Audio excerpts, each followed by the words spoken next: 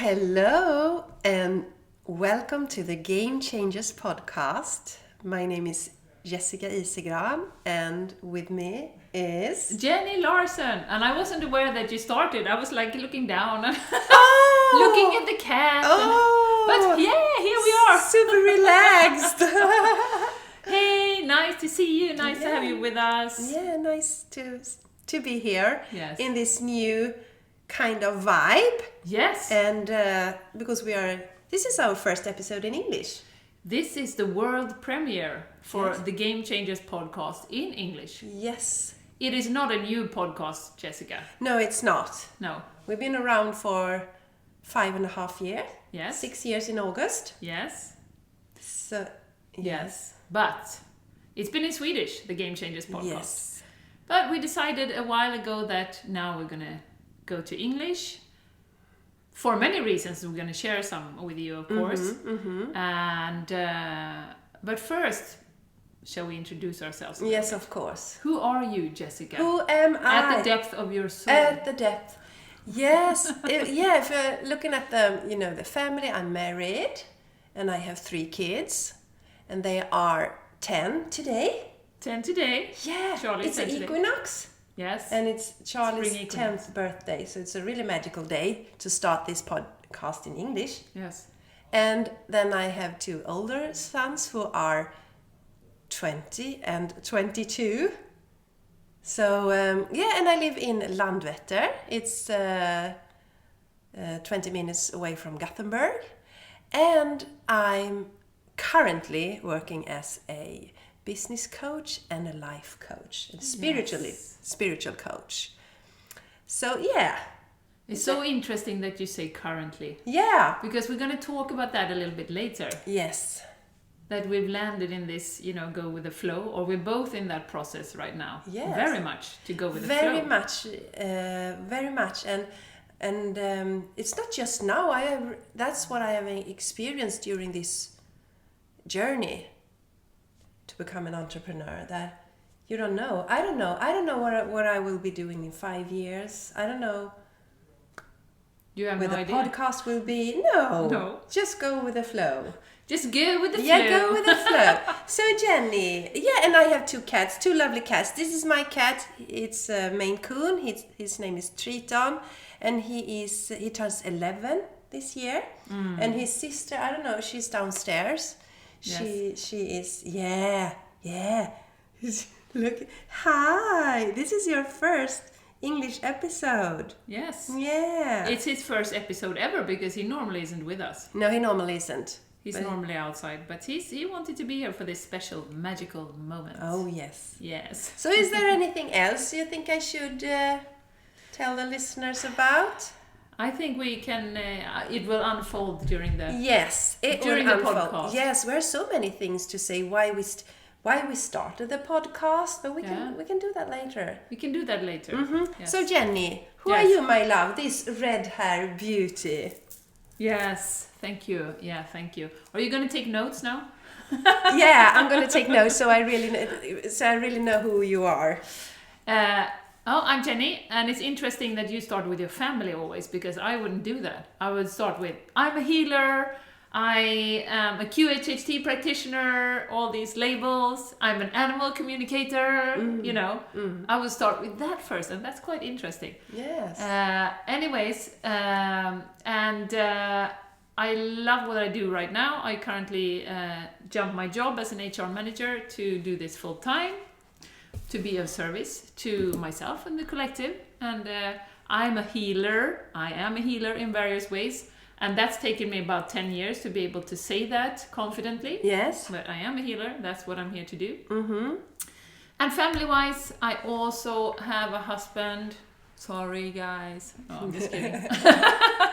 I also have a husband. I got 2 beautiful daughters, 13 and 16, and I've got 2 beautiful... No. No. Oh, 17! 17, yeah, she turned 17 actually a week ago. A week ago, yes, yeah. So that's there are right. 2 March Thank babies in our family. 2 March babies, yes. And also 2 beautiful dogs at home. Yes. Alvin and Ron. Yes. From Spain, are rescue dogs. Yes. So yeah, that's my little family at home. Yeah. Yes. So, if you're new to this podcast, maybe we should tell you how it started. Yes. Yes. Yes. The name. Yeah. We picked an English name, even though it was a Swedish. Yeah. And I don't know. Did we talk? Do you remember if we talked about doing it in English back then? We didn't. I don't think we did. No. No. We just started in Swedish, and we. Yeah. We wanted a cool name. Yes. And we thought that the game changers, we are still game changers and will always be game changers. Yes. We wanted to pick a name, I think, that could be there, even though we didn't realize that back then. It's been a huge evolution for us during this podcast, personally, and also the podcast. Because when we started it, we were very much into food and health. Sustainability. Yes. Yeah.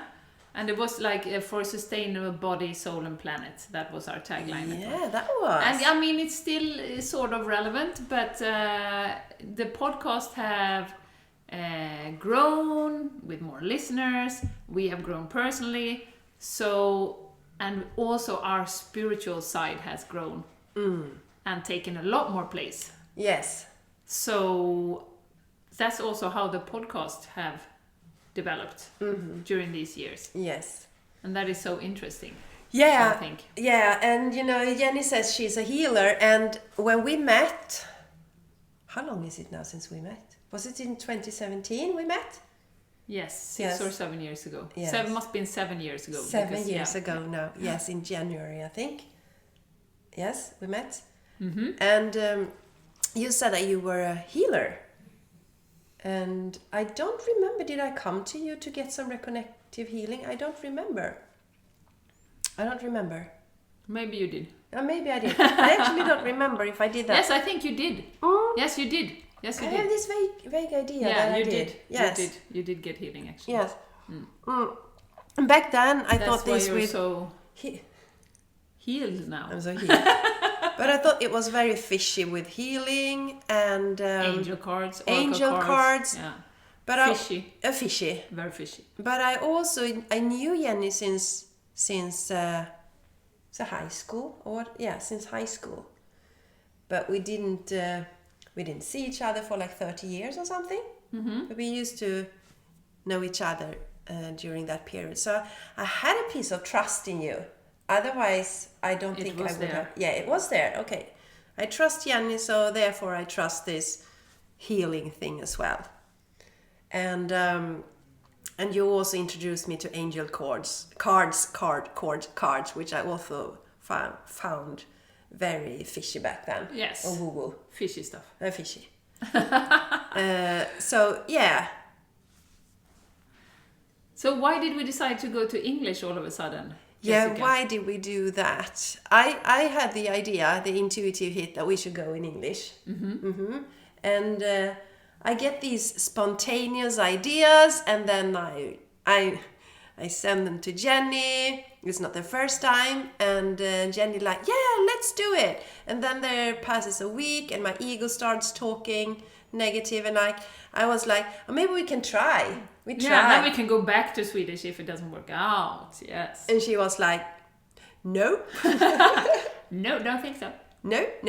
So that's what, and when I feel into it, I think it's like we said, we've been doing this podcast for almost 6 years now, and for the first 5 or 4 years, we create an episode once a week, mm-hmm. and then we switched to twice a month, mm-hmm. every second week, and I think I felt like we need some new energy into this. So that's one part of it, but it's not the only part. No. So why are we doing it in English? Yes. English. Well, English. for me, I think we're in a massive shift right now. Mm-hmm. We're in a huge shift in the world. As I guess if you're watching this, you're listening, you're probably aware of that. And I think this is a time when we are connecting with our soul tribe, our soul family, and they are not just in Sweden, they're all over the world. So for me, it's a huge part to reach out. I mean, I have my Instagram in English, had it for a long time. And also English is my spiritual language. It's like when I write in my journal or when I meditate, a lot of words, a lot of things come up in English. And we've talked about that before, Jessica. It's a different vibe. There are so many more words that we can use now, like unfold, for instance. Yes. Unfold! I'm going to say that so many times. There's no equivalent in Swedish. Maybe we should call it the Unfold podcast. Yeah, so English is in so many ways very, very much more rich, I feel. It's richer. Yeah, it's richer. And it also opens up. I mean, we've had guests on and off in the podcast. Sometimes we felt like it, sometimes we didn't.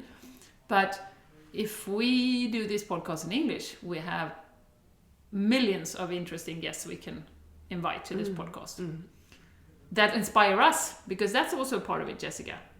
That most of the people that we look to are English speaking, and we've been to retreats with different people, and they're normally English speaking. Yes, yes. Most of the people that we get inspiration from are really English speaking. Yes. And the books we read read everything in English, and the books we listen to. Yes. The one we are reading at the moment or listening to. Yes. The Surrender Experiment by Michael Singer. Very interesting book. Very interesting book, actually. Very interesting book, yes. Maybe we should talk about the Surrender Experiment a little bit. Yeah, I think we should do that. Yes. Because I've read that book a long time ago. About 5 years ago. Or a long time. Yeah, 5 years ago. And I was told by my guides to read it again. Pick it up again. And I'm almost at the last chapter now. Or I am at the last chapter. And then we talked about it, and then you started listening to it as well? Yeah, because I heard it from another source, from my mentor, actually. Okay, yeah. Right, I didn't know. No, it was in one of the masterminds I attended. And someone was mentioning this book. And I made a mental note that I'm going to check it out. And a bit later, I heard about it again. And I think when you talked about it, it was the third time. And then I realized I have to... Okay. Universe is trying to say something. Yes, so I bought it on Audible and listened to it. So, and it's really fascinating. Yes. We have something in common. We have a lot of things in common. Me and Michael, actually. All right. Although that sounds... Spill the beans. Yeah, but he really shares his love for meditation, and I'm really into meditation. Everyone who knows me knows I love meditation. And he's also a programmer. Yeah, he accidentally became that's right. a programmer, so that's fun. And I used to be a programmer as well. Yeah. But what is fascinating with this book is that we talk a bit about manifestation here. We've been talking about that on the podcast. And to create your reality. To create your reality. That you are the creator of your reality. You have the power. And Jenny has an amazing story how she manifested her beautiful house by the lake. Yes. That was manifestation. In action. Yes, very much so. Yeah. So that energy is more like we kind of decide what we want. Exactly. And call in what we want. Yes. And can you describe how Michael has lived his life? Michael Singer, yeah. Yes. Yeah, he's sort of, instead of letting his personal preferences, because that's what it is. I mean, I wanted a house by the lake because I wanted to be able to go down and have a swim every morning. That was my personal preference. Yeah. And his philosophy is that he surrendered to the flow of life. So whatever life presents to him, he sort of jumps on or accepts or dives into. And a lot of the time his ego mind is saying, no, I mean, how do they dare do that? I remember there was one example with one person that moved into his property, into a house. And he was like, how dare they? Or his ego mind was nagging. And then the flow of events was that, that person moved out and then another person moved in who was to be his wife. I think it was something like that. So instead of your personal preferences steering your life, there might be something much, much, much greater unfolding that you couldn't even imagine. So it's very interesting to read this, since we're very much, and also in the spiritual community, I feel that, we create our reality, and yes, that's of course true. And you can have everything you want. It's just a matter of, vibration. Are you vibrational match to that? Everyone who's seen Abraham Hicks knows about this, the law of attraction. So it's a very relaxing way of looking at life. Yes. Very liberating, I think. Yes, and what is so fascinating about it is that he just want to meditate. He just want to meditate all day long. He doesn't want to do anything else. And people starts coming to him, like you said, build a house in his land. His land, yeah. And what I get so inspired of is that he let things come to him instead of hunting for them, or pushing for them. Exactly. Yeah. That's so interesting. And it's not like he just hang on his sofa and doesn't do anything. He's really committed to what he wants to do. His passion is about meditating and understanding our mind.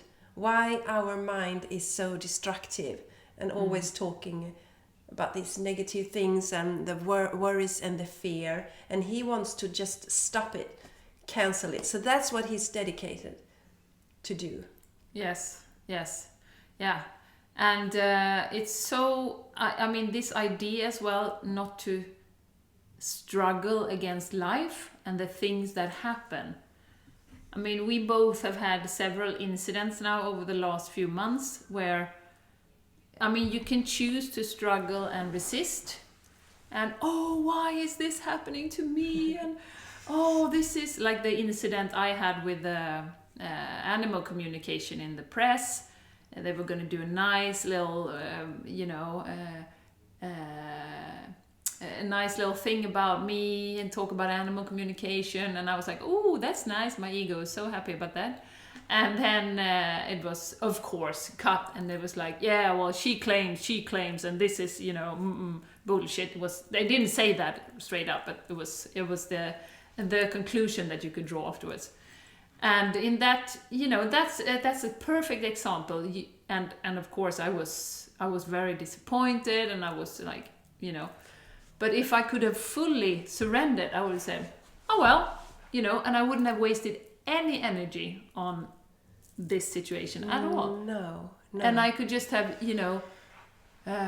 shrugged my shoulders and said, okay, this happened. Okay, next, what's next, And I also, since we all know, or I feel in a way that, everything happens for a reason. And I knew there was a reason this was happening. And I then had a beautiful session with a friend, a mutual friend of us, a QHHT session, where I asked about this situation. I wasn't meant to ask about it, but I just threw in the question because I was curious. Why did this happen to me? And of course there was a reason. The reason was that I had some wounds in my energetic body I needed to heal. I also helped heal for the collective, because I said, I stand by my word, I have nothing to hide, I don't trick anyone, I don't fool anyone, they can do whatever they want, come to me if they want. So by handling it in that way, I also helped the collective, which was amazing, of course. So looking back at it, if I would have fully surrendered, I wouldn't have wasted any energy at all. Now I did waste a little bit of energy because I was so disappointed in the moment. But I mean, things happen in life all the time. Yes, and the fascinating thing is that we made an episode from that. Yes. Where we talked about this thing. We call it the war against woman.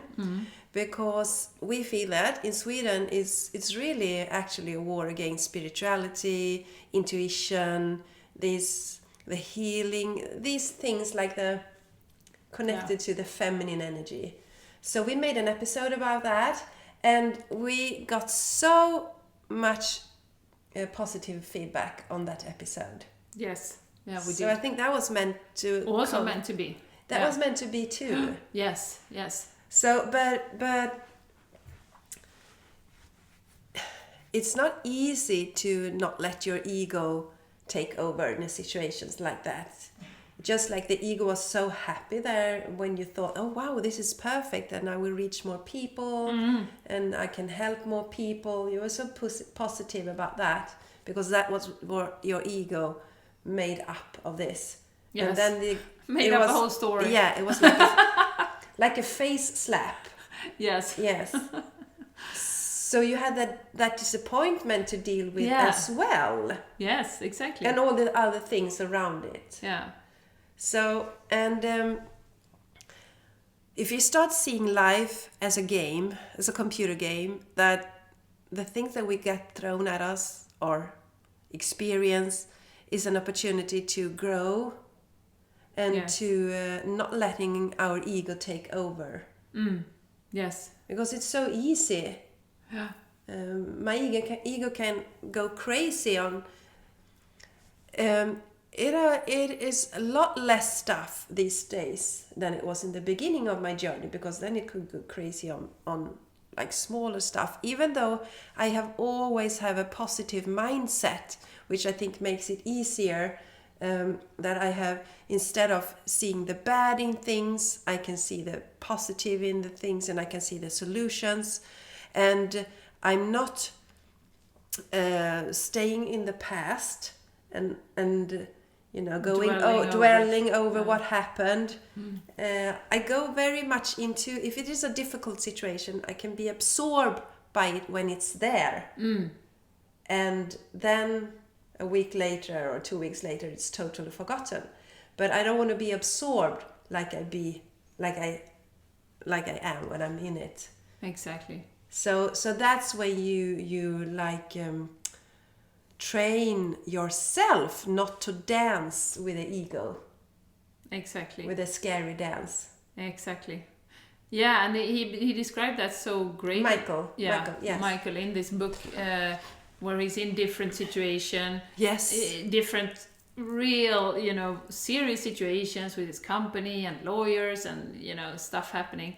And how he's just focusing on staying present. Yes. And like his peace inside and his calm and his center is the most important thing in his whole experience, is to stay centered.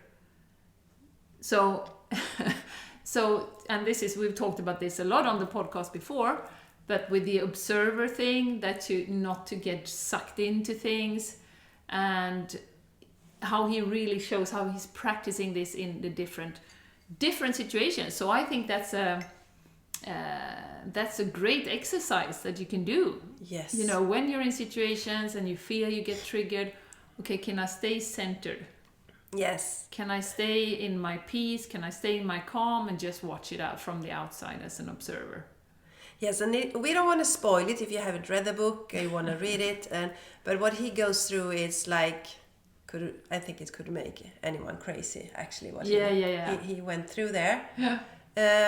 And a good thing, if you're new to this, is just to start with small things, like if you get annoyed with a driver in front of you because he or she drives too slowly, for example, then really start asking, do you really have to be upset about this? Do you really have to be upset about this? And start breathing, because that's how we start. And I think that's what that's both what you and I been going through.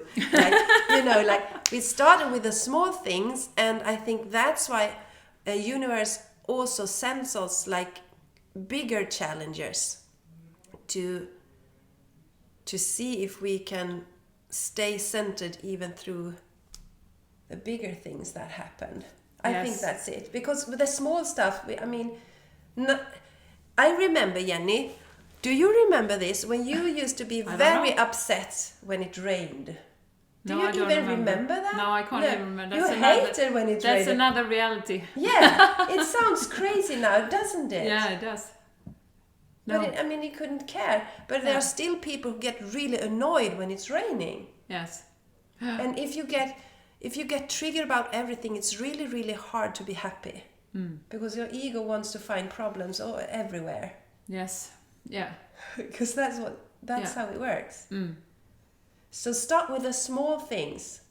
Start with the rain, for instance. Yeah, start with the rain. Yeah, that's a good thing. That's start good. And The weather. Yeah. Can't do anything or the about pricing, it. Well, or if something is expensive at the store, like just start seeing, is it worth it to get angry here? Because the more, I think he explains it so good, and it's also, if you have read or heard anything about Eckhart Tolle, talks about the pain body.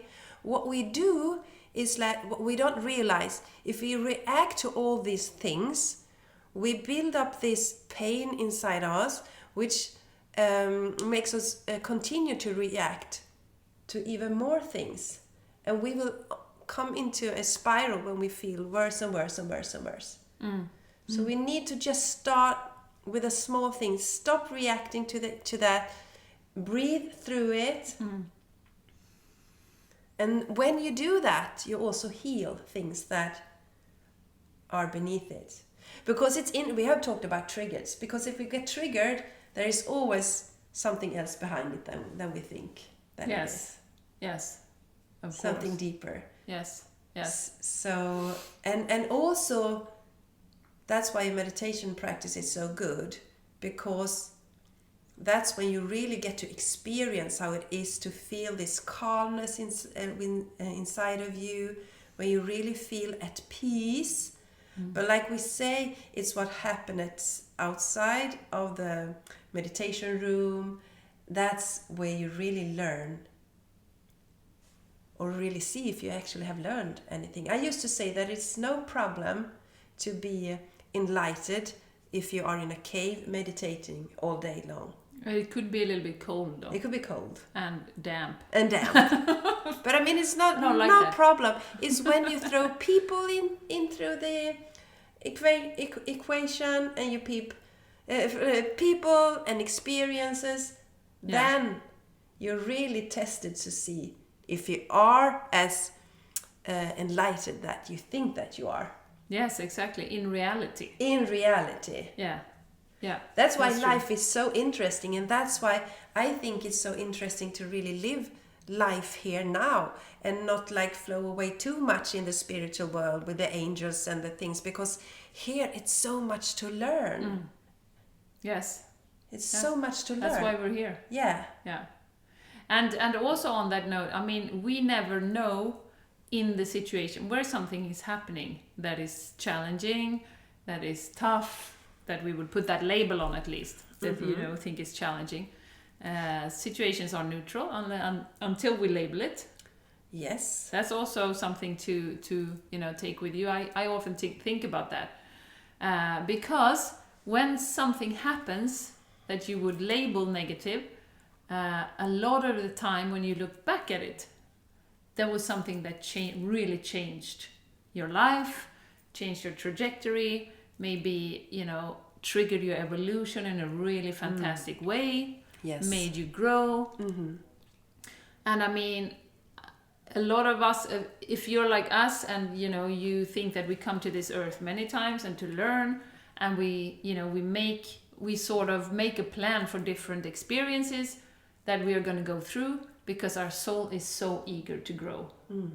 Our soul wants to grow, so we plan out different experiences in this life. Then we, of course, have the free will, so you can go left and right, but you will go through that experience somehow. And so we never know when we're in it, even though it might not be easy, and you're like, why? Then, that could be that moment when you're actually, changing your whole life, when you look back at it, or something happens afterwards that, really triggers your evolution. I mean, I think about when you got ill, Jessica. We haven't talked about that on this podcast, but you get on this English podcast. No. Maybe you'd like to share that situation. That's one like that, I would say. Yeah, it's a really life-changing experience. That wasn't a good one. It was a really bad one. It was back in 2011. A magical number. I got really sick and almost died from pneumonia. And that was... that shifted a lot in my life after that. And that's when I started to realize that maybe I should take care of my physical body and eat well. So I started to really take care of my physical body. And also I realized that the lung is connected to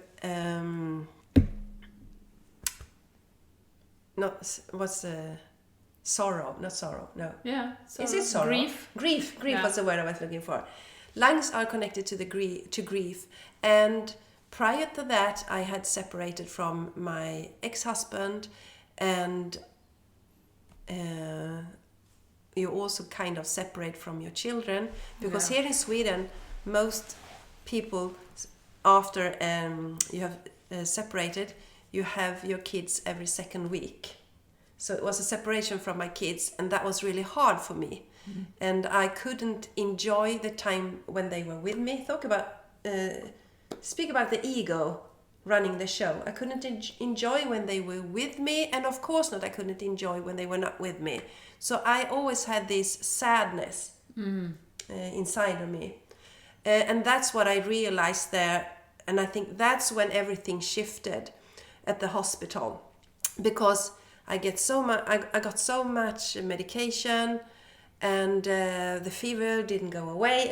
Every morning I woke up, the fever was there, and one night I just realized that I have to change my mindset. I have to enjoy the time I spend with my kids, because if I don't change it, I'm gonna die now, and they're not gonna have a mother anymore. And after that, everything shifted. Yes. So I needed that experience. Yeah. Because it was like, okay, do you want to continue being in this low state? Then you will not survive. I didn't understand that then, but I understood it like afterwards. So I changed that perspective. I decided to look for the good things and really enjoy the time I had with my kids when they were at my place. And also I started to eating healthy. Yes. So, yeah. That changed a lot. Yes. Even though you couldn't figure it out in the moment. No, I couldn't. And say, yay, I'm going through this. Because that's what's hard to wrap our minds around, because I have a lot of people that coming to me in QHHT, and they have a lot of pain, a lot of trauma from their childhood. I'm sure you meet them too, Jessica, your coaching clients have a lot of trauma, and they cannot wrap their head around how they could, plan this out in this life. Okay. And so that's a good thing, because when you come to QHHT, you can ask your higher self, why did I go through this? Oh, yes. And in almost every case, it's like you wanted to grow. Yes. You wanted to grow from this experience. There's hardly no other answer. And it's so good to hear this, because with all the pain and everything, and you can't see how it was worth it, but you wouldn't be the person that you are. Many of these people that have all this trauma are going to help others. Yes. In the future. Yes. So that's so true. So it was pivotal for them to go through this, so they can also know what it's like, and they can grow from it. They can learn how to get through it, and that's also one thing that I've realized now the last few years, that we can't understand everything with our limited brains. No. There's so much that our soul has planned for us. Yes. That we can't just, how can anyone choose this experience? It's so horrible, or it's so tough. But I really believe that now, that it is planned. It is planned out. And I'm not saying that, when you're in the middle of it, you can go, oh yeah, I planned this is great, it doesn't work like that. But when you look back, like you said, Jessica, when you look back at it, you can see how one thing led to another, how you evolved, how you grew. Yes. And you're the person you are today, and you can help people because you have gone through this experience, amongst other things. Yes. Of course, other things as well. It's like a big puzzle. Yes, it is. And it was like, to me, it's so obvious now when I look back that I had this opportunity of an exit point from this life there. But I choose to stay. Yes. And I couldn't go back to work for like 6 months or something because I was in such a bad physical shape. So that's quite amazing, that story. Yeah, it is amazing actually. Yeah. It sounds like it feels like I'm talking about a different person. Yes. And I was a different person back then, lifetime. Of course. It was another lifetime. So, yeah. So, Jessica. Yes. I want to ask you a little bit about what is this podcast going to be in the future? What are we going to do? I mean, of course, we're in the surrender experiment now, so we're going to just let it take us wherever we want. But we have a thought, of course, or a vision of what we would love for people, or why people should watch or listen to this. What are you thinking about that? Yeah, I think that we want this, even though this is a school, the Earth School, we want it to be pleasurable when we are here. We want it to be fun. We want to be passionate. We want to follow our dreams. We want to enjoy the ride, because life will throw this experience to us anyway. So why not have fun? Yes. Why not have fun when we are here? Not? Yeah. So I think that we want to inspire you to actually follow your heart and not wait. I mean, life goes so fast. So follow your passion. Don't let your ego drive the car. Ego should be in the back seat. It should be in the back seat. Yeah. You should be at the steering wheel. Yes. Yeah. Yeah, and I think it's when you're into personal development and spiritual development and evolution, which I guess many of you who are listening, watching, are, because we're here, we want to evolve, and also take the pressure off that, like you say, it's supposed to be fun. It's supposed to, and that's that's a huge lesson for us too, and we're still working on that to drop the seriousness and that you have to produce the whole time. We're here to have fun, to enjoy, to taste food, to have sex, to to be with people you love, to pet your cat. Yes. All those things that we can't do on the other side. Listen to inspiring things on podcast or YouTube. No names, but it's something I've come to realize as well. I mean, we were very serious and structured in the beginning. And now look at us. Yes. We have some notes. Yeah, we have some notes. But we really I haven't looked at it. But we let it flow. We decide who's going to say hello. That's about it. Yeah, and then we just let it flow. You say hello. Sorry? Yeah, that's what we decided. Yeah. Who's going to say hello? Yeah. I got the pleasure. The pleasure of saying hello. Honor. But it's so important what you say, Jenny, here is that me, myself included, sometimes take like too serious. Too serious. Yeah. And like I said, life will give us experience that are serious anyway. So why stay in that energy? Why don't be more like a child? I get so inspired when I look at small children. They inspired me. They wake up in the morning. They enjoy life. They are curious. They maybe they get angry and they like, "Brr," and then that's over, and they get sad, and then it's over, and then they laugh. They laugh a lot. If you walk on a schoolyard, for example, you hear the laughter. Not the older kids, but the younger. You hear the laughter. They run. There's so much joy. There's so much creativity. There's so much going on. Yeah. And you come to an adult's workplace. Boring. Yeah. Yeah. So we get very boring, I think. Yeah. And then we create a boring life. Yes. But we do. I agree. Yes. Yeah. So, but it's also like something I'm still learning as well here.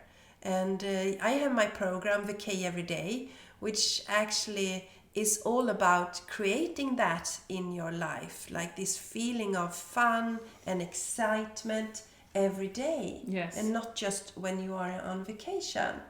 Yes. Yeah. And it's all a matter of perspective. It's like it's you can choose.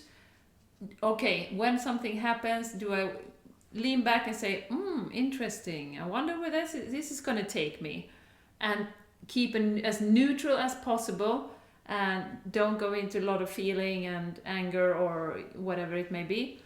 Or do you go, why, God, why? Yes. Why did you throw this at me?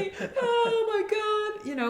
So there's a choice there that we have. And the first step is to be conscious that we do have a choice. Yes. Because that's the whole thing in this 3D reality, that we're running around, we're running to work, picking up the kids, cooking food, now we go to bed, and then we start all over again. So then we react like this. React to everything. Yeah, instead of responding. And just, take that extra breath and respond. Okay, interesting. I wonder what that is going to take me. And like I've started to have this surrender experiment now in the back of my head. Like, okay, right, okay. So someone is asking me about this. Okay, yeah, well, that has come up for a reason. Okay, I'm going to say yes to that. And let's see where that takes me, And this is such a good way to approach life, I think personally, because you don't waste energy. That's also, everything is energy. It's like your own energy is a currency. I mean, if you spend a lot all day long and react, and you're like, oh, angry about this, happy about this, sad about this, then, your energy is spent, You get exhausted. Yeah, you get exhausted. And of course, we should be in the moment and, be happy if we feel that. But it's also, I think, like I said a few years ago, the goal is not to be happy all the time, because that's a challenge, to be happy. But to be present, we can be. We can be present with our feelings. We can be present in the now. And content. Yeah. Kind of. But I mean, if the ego, if we don't know that we have a choice how we can react to things or respond. If someone says something mean to me, my ego just want to hit. Yeah. And you. Yeah. If you hurt me, I want to hurt you so bad. That's the ego response. Yeah. I want to hurt you so bad. And that happens if someone texts you something, if someone says something to you, if something happened. So the best thing, I think, is always like, okay, sit with that and see, how do I want to respond when I'm in my calm energy? Maybe you want to tell that person, I'm not okay with what you did to me. Exactly. But not from this reactive energy. Yeah, exactly. Yeah. And I still react, I can, react and say things to my husband. But the difference also now is that I catch it very, very quickly. Like I wouldn't go like react and then go like half a day. If I react, I immediately, like 2 minutes after, I'm like, oh, sorry. Yes. I haven't eaten all day. I've been on a water fast. Like was the case the other day when he came in and I was like, yeah, water fast is great. Poor Martin. Poor Martin. Water fasting is great, but I was really looking forward to having dinner then at that time. So he said something and I was like, and then I was like, sorry, I've been on this, you know. So that's the difference now. Before I would have just, you know, snapped and then left it at that and stored that energy, like you say, in my body and built with different situations. So, but of course my goal is to not, you know, when he sends something, to take a breath and just, you know, respond. Yeah, and respond not in a snap. in a not in a mature way, but in a like maybe more loving way. Neutral, loving compassion. Yeah, but it's really talking about our husbands and our spouses and partners. I think it's important there because oftentimes we really treat them like dirtbags.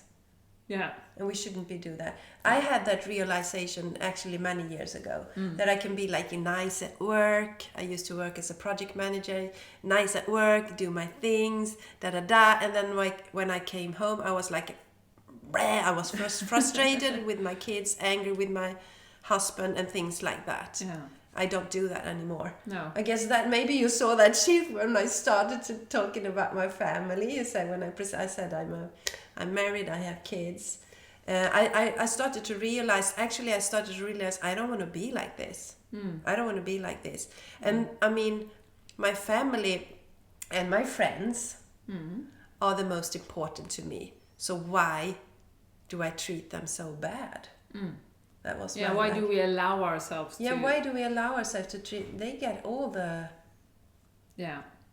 bad stuff. Yes. And it's not fair. Yes, it's exactly. not fair. Yeah. So, but it's like... And I think both with me and Jenny, I mean, this didn't happen overnight. No. These realizations in so Unfortunately many ways, and I'm still growing and learning every day. But like starting with the small things, like find the small things that you can start see. Is it really worth to be angry about this? And also look behind, start asking yourself, why am I angry? Because oftentimes it's like Jenny said, you haven't slept, you haven't eaten. So start taking care of this. Like, what do you need to do to create this peaceful, happy, calm environment inside of you? Because when we have that, it's much easier. It's like Michael actually shared such a good example. If you haven't eaten, you are angry, maybe you lost your job or something, and then someone come and say something to you, and you are like, bah! You react. And when you are in love, just newly in love, everything is beautiful, and someone says something to you and like, whatever. Exactly. And that's the inner state. The only thing that is shifted is the inner state. And the cool thing is that we can create this state within ourselves all the time. Yes. Yeah.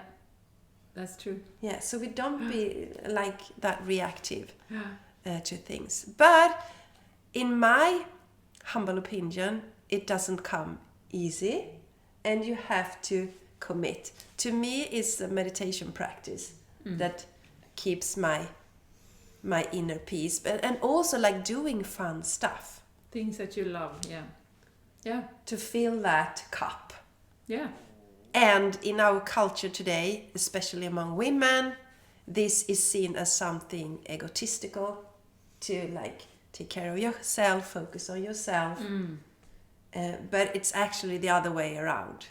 Because when I fill my cup, I can give much more positive energy to people around me. Yes, that's so true.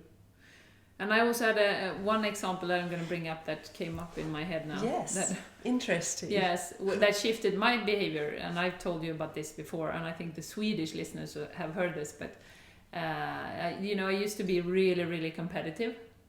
Oh yes, this is so fun. And I was competing in show jumping in horses, and I had this horse, and she was so good. I would win every competition. My ego was so happy about this. Wow. But we had so much fun too. It wasn't all about winning. But once in a competition, I rode the wrong way. I didn't ride the proper way that I was supposed to take. And I had to leave the competition ring there, and I had to go up, and I was so mad. I was screaming and shouting. I was like outside, so I was quite far away, screaming and shouting, kicking stones, and I had the horse with me, and this poor horse, you know, was just like, ooh, what did I do wrong? You know, and horses are so sensitive, and she probably picked up on every single thing, and I was there, and all of a sudden when I was out there, I was just like, man, I can't continue to be like this. This is horrible. Wow. Yeah, and I was just like a flash from a clear sky just came down, and I was like, no, I don't want to be this person. Like you said, I don't want to be this person. And my friends, they you can still ask them. They were like, okay, let's stay clear of Jenny. No one goes, you know, everyone was like rats scattering when I came. It's like nobody wanted to talk to me. And I mean, what kind of person is that? Because my ego was so hung up on, you know, winning and doing a good result and everything like that. That was so horrible. So that was a turning point for me. A little bit like you, like, I don't want to be this person. This is terrible. Mm-hmm. And that's, for me, it started with the horse. I started thinking about the horse, not my friends, but the horse first. And I was like, this poor horse is here and picking up on every vibe, and hasn't done anything wrong, just been here, been complete support and so loving, caring, and has to take all this crap. Wow. Yeah. So that's when I started to, so now, even though I'm still competitive, sure, it's fun, but, you know, I would never react in a bad way, not with my friends, not with horses, not anything. I would just, you know, stand back, you know whatever is happening is going to happen, and I can only do my best, and then, you know, I leave it at that. Okay, so and is your ego satisfied now in these situations? Yes, my ego is still trying to take, you know, but it was like, you get what you know, you get trials. So I did actually win. Now we're talking dressage, like 2 or 3 years in a row at my riding club. Mm-hmm. I won that competition, and then 1 year I came second. Ooh. Yeah. But that was also like, then I could actually, then I noticed that I had changed, because it was okay. I was actually happy for the girl who won the whole thing. Yeah, I was. Yeah, wow. And I was like, well, I did my best, and this was, you know, and what I've learned also is to always only set goals for myself. I just ignore what everyone else is doing, because if you're in a competition, you can go up against someone who's, you know, doing the performance of their life and setting world record, and, you know, or everyone else could be doing bad and you're doing bad, and you're maybe doing the worst, you know, competition of your life, but you're still winning. So I always, and this is from my mental training background as well, that I always compete with myself now. I don't look at what the others done. I set a goal for myself. Okay, maybe I want to do clear in show jumping, and I would like to have this time. That's my goal. And I would like to have these points when I do dressage, and that's my goal. Yes. If I reach it, that's great. If I don't reach it, you know, okay, you can think about what can I do different. But that was also such a, and all that energy wasted, so unfair to everyone around. I mean, it just could not continue like that. And maybe you have areas, if you're listening now in your life, that it mustn't be, you know, competition or anything like that. It can be other triggers, like we talk about. You always get triggered. Of course, we can get angry, we can get upset, we can be. But if there's certain situations like this, like winning, for instance, like it was for me, you know, then we are wasting so much energy. Yes. And there's something else behind it. Yes. Of course. Yes. And also, you are a people person. You like people, Jenny. Yes. So you are like pushing them away with that. With that. Yes. Kind of reaction. Yes, it was really, really strong. Yes. Too strong. Not in comparison to what was happening. No.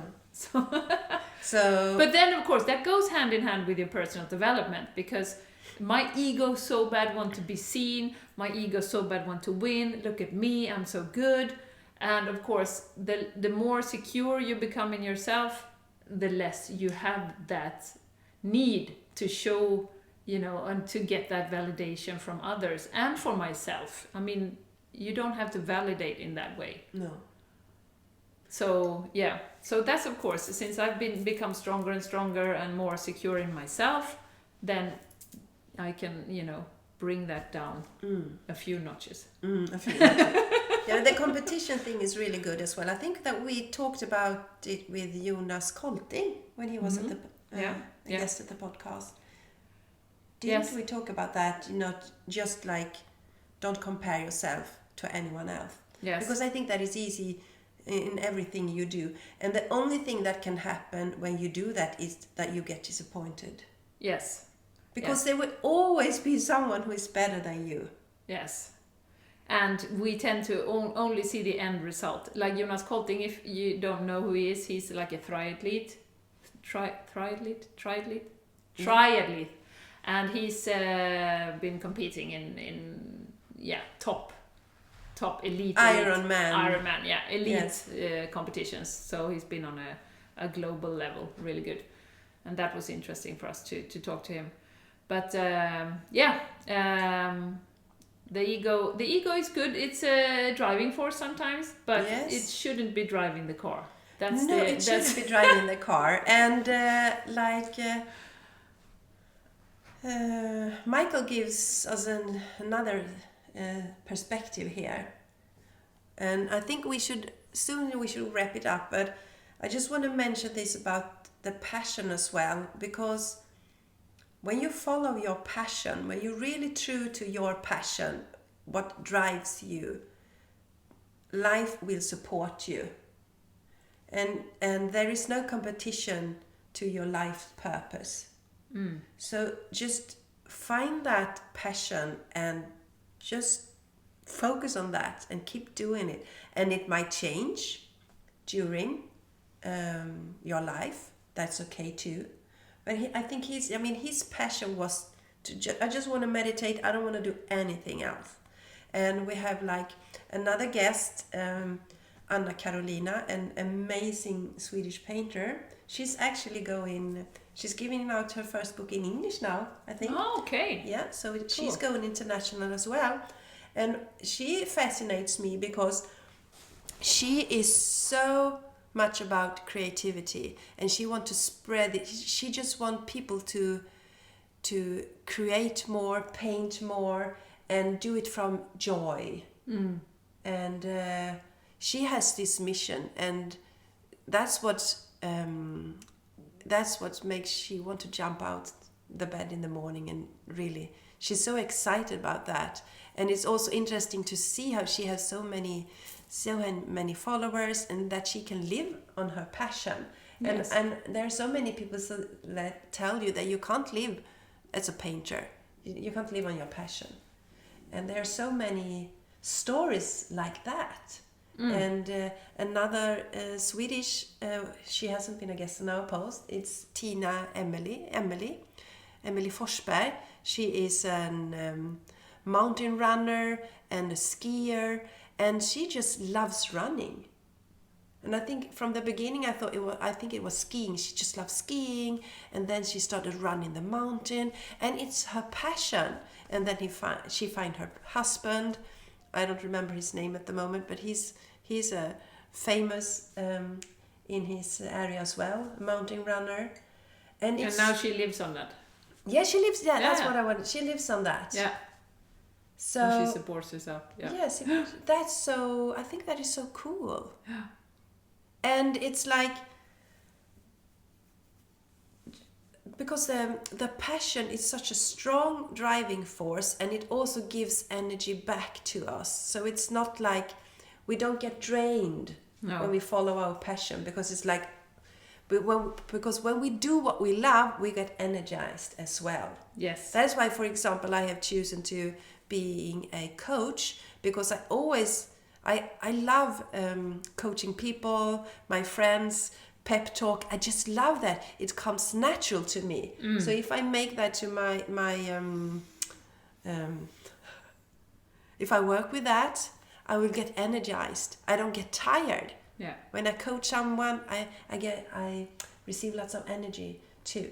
So I think that is so important to remember, that when you find your passion, you will get energized and you will do the things that you need to do to actually live of it. Yes. Yeah.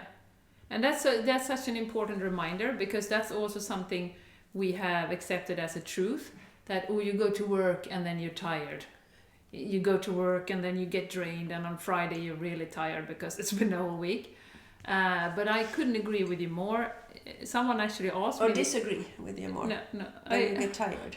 Yeah. Or maybe, sorry, maybe I couldn't agree with you more. Yeah, we get tired when we work. Yeah, no. What I was going to say is that if that's such an important reminder, because it's a narrative in the society that you should get tired when you work. Yes. But if you follow your passion, you don't get drained. Nej. And No. that's nay.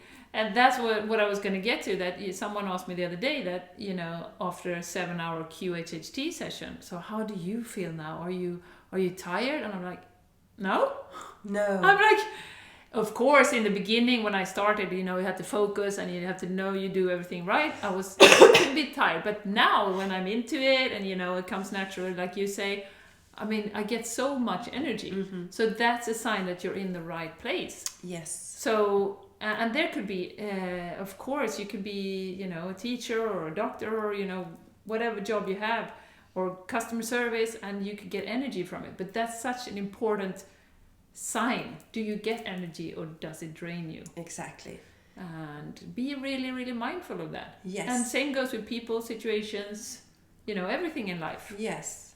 Does this drain you? Does this person give you energy? Or, to really be managing the energy. Energy management. Energy management. Very important. Yes. So, Jessica. Yes. 0101. I think we... 0101. We've done our Wrap first... it up. Yeah, we did our first English episode. Yay. And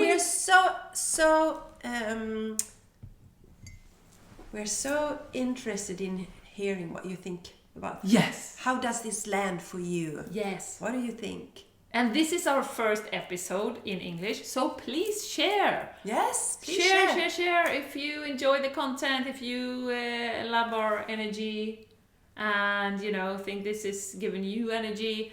Please share, tell people about it. We would be so happy. Yes. Yes. And please write a review. Yeah. If you enjoy the podcast. Yes.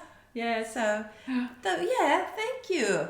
Thank you for being with us, and to all we have listeners who have been with us since day one. Yes. And of course, it's important for us as well that you want to stay. Yes. Even though we speak in English now. Yes. Even though we speak in English, we're changing the language. Yes. Yeah, we hope you enjoyed it.